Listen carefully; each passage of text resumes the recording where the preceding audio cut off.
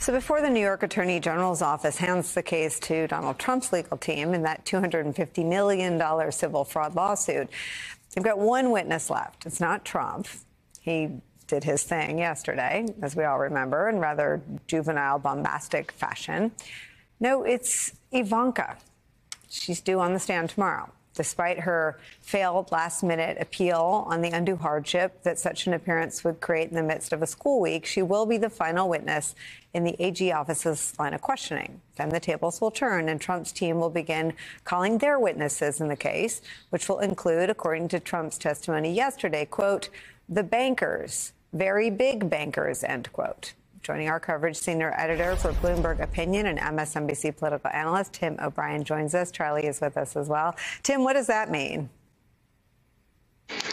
Well, it means that, this idea that Ivanka Trump couldn't afford to pay for nannies in order to make a court appearance got tossed out. It means that even though she's been separated from the case, she's going to get put on a stand and she's going to get facts put in front of her, which is always challenging for everyone in the Trump family, because they're used to spinning tales about their business and tales about their success and tales about their banking relationships and their relationships to tax authorities and to their insurers in the court of public opinion. But it's a very different matter when you are put under oath and you're given documents that counter your own testimony.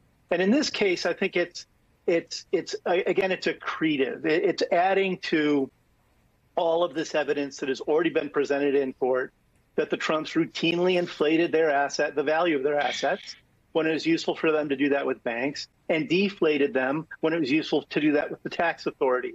And, Ivanka has been quoted in multiple news articles. Dan Alexander has done some great work on this in Forbes, in which she detailed parts of their business that are at odds with what they were telling banks and what they've said in previous statements.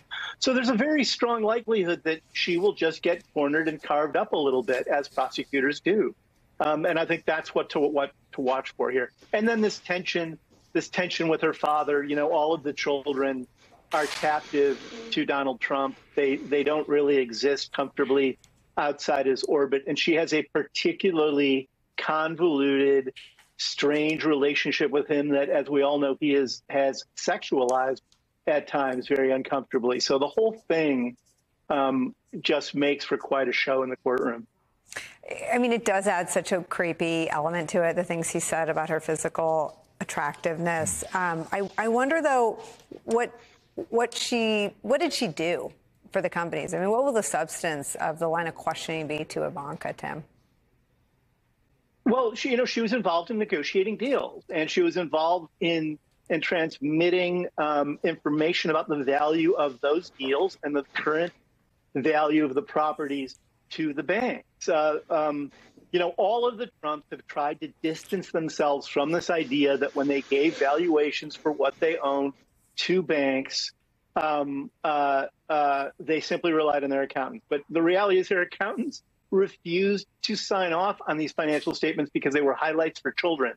They were comic books. They were apart from reality. They were not sophisticated documents. And the Trumps knew that because they were trying to hoodwink the people they did business with and hoodwink the media along the way. And that's the core substance, I think, of what they're going to get at with her. Charlie, there is something so flagrant about Trump's strategy yesterday. I mean, I'm not in real estate and I'm not a lawyer, but you could easily explain to someone like me how exaggerating by a factor of 3 the size of a triplex is fraud. The judge has also already found Trump liable for fraud. What is your sense of what this effort is about for the family? Is it all politics and optics, as we've been discussing? There's a lot of politics and there's a lot of optics there. There's a lot of, the performative Trump indignation, playing the alpha victim to convince people that he is being persecuted, and that's consistent. But also, you can see that he is really angry. He is angry and he is rattled. This goes right at the heart of his self-image, his wealth, his success. And so, on one level, you see the Trump strategy. On the other level, though, Don't overplay that. This was a man who was losing control and who made incredibly damaging admissions during his testimony under oath. So there is something about this case that I think bothers him substantially more than even the criminal cases that could put him in jail. And the fact that his children are being called on the stand, obviously also, he's taking this very, very personally. So you're seeing, Donald Trump behaving as you'd expect with the bravado and the bluster, but you're also seeing Donald Trump squirming and raging at the fact that he is being held accountable. And he is, as Tim said, he is in the deeply uncomfortable position of being confronted with actual facts that expose his lies.